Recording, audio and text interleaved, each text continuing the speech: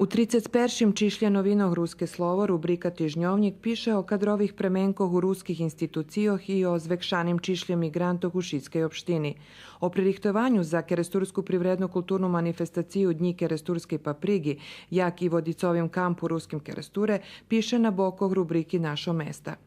Ekonomija predstavlja kozmetičarku Jelenu Malizu z Kocura, a tu i tekst o produkciji Breskinjoh u Bikiču. Kultura i prosvita predstavlja novu knjižku autora Zvonemiranja Radija Kapka mi ruža do oka, tu i zvid z festivalu Lemkovska vatra u Poljskej, a prenješeni stanoviska Justini Dobuš o Rusnacoh, ktora prešloho mešaca naščivela našo mesta.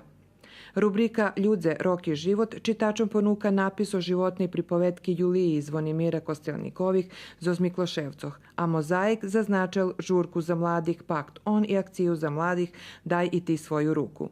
Duhovni život tolkuje jake značenjema vodica jak tirvace od pustove mesto za naših virnjikoh, a dodatok u tim čišlje ruske slovo u Švece.